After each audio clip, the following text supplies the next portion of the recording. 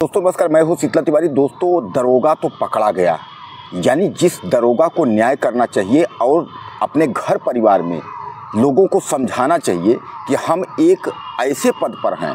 आप जानते हैं कि पुलिस जो है वह हमारी सुरक्षा करती है और अगर पुलिस ही भक्षक बन जाए तो फिर इस देश का क्या होगा।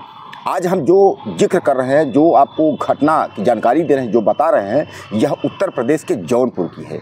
और उत्तर प्रदेश के जौनपुर का एक खिलाड़ी है, ताइक्वांडो खिलाड़ी, 17 साल उसकी उम्र होती है। जैसा कि आप जानते हैं, अनुराग यादव, उसका गला काट करके उसकी हत्या कर दी जाती है। और यह कोई और नहीं करता, यह एक दरोगा की जो है कहानी है। यानी उस दरोगा का नाम मैं आपको बता दूं कि दरोगा का जो नाम है वह राजेश यादव है और उसका भाई रमेश यादव।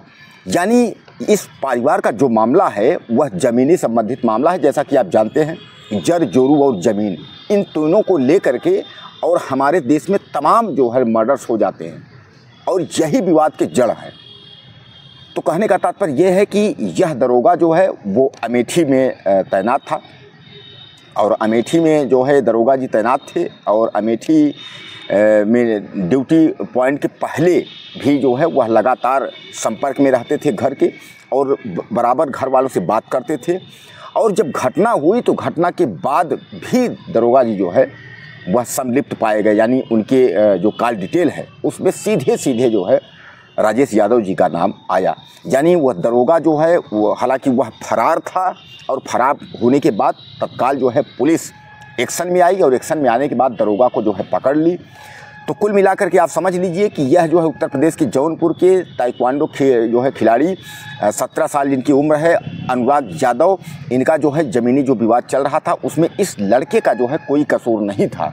कसूर यही था कि ज़मीन की लड़ाई चल रही थी, लेकिन इस लड़के को पहले तो पिस्तौल निकाल कर मारने की कोशिश की गई और बाद में पिस्तौल से काम नहीं चला तो हाथ में तलवार थी और उसी तलवार से जो है उसका गला काट दिया। यानी जो है धड़ जो है वो अलग हो गया और धड़ अलग हो गया। उसकी माँ धड़ को लेकर के रोती बिलखती बैठी रही। अब आज जो है पूरा परिवार जो है बर्बाद हो गया।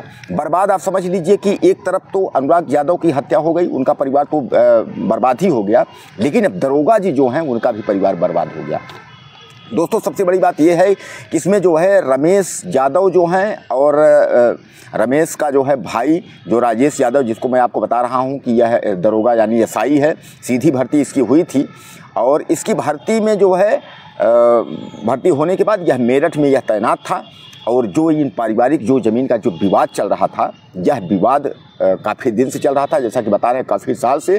पीड़ित परिवार अनुराग यादव के जो बहन हैं, उनके जो घर वाले हैं, उनके जो पिताजी हैं, वह यह भी बता रहे हैं कि हम लोग जो है पुलिस का चक्कर लगाए और पुलिस का चक्कर लगाने पर जो है पुलिस ने कोई कार्रवाई नहीं की और पुलिस यहाँ तक कह देती है कि तुम लोग जो है अहीर हो, यादव हो, तुम लोग जो है खून खराबा करोगे, मारपीट करोगे।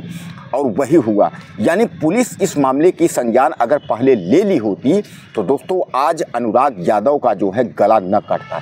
यानी उनको जो है जान से जो इस लोग मारे और बेरहमी से, यानी तलवार से एक ही बार में उसका जो है गला उड़ गया और उड़ करके गिर गया। उस धड़ को लेकर के उसकी माँ जिस तरीके से जो रोदन कर रही थी, जो विलाप जिस तरीके से रो रही है, आप समझ लीजिए कि कलेजा जो है फट जाएगा। कहने का तात्पर्य यह है कि यह पहली घटना नहीं है जौनपुर की। इसके पहले भी आपने देखा था कि ज़मीन को लेकर के और देवरिया में जो है एक पूरा घर बर्बाद हो गया था। यानी 5 से 6 लोगों की हत्याएं हो गई थी और उसमें भी योगी तमाम बुलडोजर चलाने की प्रक्रिया हुई थी, लेकिन हालांकि बुलडोजर प्रक्रिया नहीं हो पाई और उसमें भी राजनीति यानी विपक्षी दल जो है अखिलेश यादव और तमाम योगी आदित्यनाथ आमने सामने होने के बाद भी बुलडोजर जो है वहाँ नहीं चल पाया और वह मामला जो है कोर्ट में है। मामला कोर्ट में जो है चल रहा है। देवरिया का भी जो केस है वह भी साल से ज़्यादा हो गए। कहने का तात्पर्य यह है 1 साल के अंदर जो है यह दूसरी बड़ी घटना हो गई जौनपुर में। दोस्तों सबसे बड़ा सवाल ये है कि आखिर जो ज़मीन संबंधित जो विवाद होते हैं उसको पुलिस जो है निपटाना क्यों नहीं चाहती है। और अगर पुलिस यह कहती है कि यह राजस्व का मामला है, यह राजस्व विभाग का मामला है, तो ये जो राजस्व के लेखपाल, कानूनगो और जो अधिकारी जो एसडीएम होते हैं, इनको तो कम से कम उस मामले की जाँच करनी चाहिए। जो जांच आज आप कर रहे हैं उस ज़मीन में क्या मामला है, कैसा है, इसकी जांच मैं आपको बता दूं कि मजिस्ट्रेटी जांच है वो अपर जिलाधिकारी जो है वित्त एवं राजस्व जो मजिस्ट्रेट की जो मजिस्ट्रेट हैं वो जो है जांच करेंगे। और इस जांच में जो है जांच करने के बाद मजिस्ट्रेट जो है उसमें अपना रिपोर्ट देंगे। रिपोर्ट के ऊपर उपरांत जो रिपोर्ट उनकी आ जाएगी उस रिपोर्ट के तहत कार्रवाई होगी। अगर यही जांच पहले हो गई होती तो शायद है कि आज अनुराग यादव वो जिंदा होता। 17 साल का मासूम लड़का जो कि जो है इस ज़मीन के चक्कर में अपना जो है परिवार से जो है अलग हो गया, आज वो इस दुनिया में नहीं रहा। अब दरोगा का परिवार भी बहरहाल गिरफ्तार हो गए हैं और दरोगा की जो कॉल डिटेल है उससे जो है अहम खुलासे हो रहे हैं। यानी ये मुख्य साजिश करता, यानी साजिश करने का, यानी मारने का जो है पूरा प्लानिंग करने वाला जो दरोगा जो राजेश यादव है अब वो गिरफ्तार हो चुका है, पुलिस के गिरफ्त में है। और वह जो खुलासे उसने कर रहे हैं, हमने पहले बात किया, हमने उसके बाद किया, ये सब जो है कहने का तात्पर्य पूरी भूमिका जो है उस साजिश रचने का काम उस दरोगा का था। तो दरोगा अब दनादन जो है पुलिस की लठ में पड़ने लगी। अब पुलिस नहीं देख रही है कि तुम दरोगा हो कि तुम जो है एसडीएम हो, लेकिन अब क्राइम में यानी कानून जैसा आप जानते हैं सबके लिए बराबर है। तो पुलिस जो है अब उगलवाना जो है शुरू कर दी है। भैया बताओ कैसे कैसे तुमने किया, इसके पहले तुमने घर में कितनी बार फ़ोन किया, फिर कहाँ तलवार से क्या कहा, गला काटने को कहा, पिस्तौल चलाने को कहा, पुलिस सब कुछ उगलवाना जो है शुरू कर दी है। और अब यह भी समझ लीजिए कि दरोगा जी का इनकाउंटर और उसके बाद जो है दरोगा जी घर पर बुलडोजर, यानी कहने का तात्पर्य यह है अनुराग यादव और रमेश यादव ये जो उसमें आरोपी बनाए गए हैं, जो आरोपी हैं जिन्होंने मारा है, इनके घर भी जो है बेघर होंगे, बुलडोजर चलेगा और दरोगा जी की नौकरी तो जाएगी ही।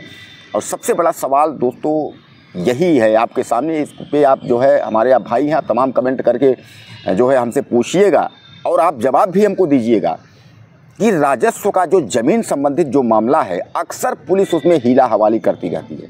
कई लोग हमारे जो है जो दोस्त हैं उन्होंने हमको मैसेज करके लिखा है, हमारे इनबॉक्स में जो है यूट्यूब के चैनल के इनबॉक्स में उन्होंने मैसेज करके लिखा है कि सर हमारी इतनी ज़मीन है और हमारा ये मामला है, पुलिस के पास जाते हैं तो सुनती नहीं।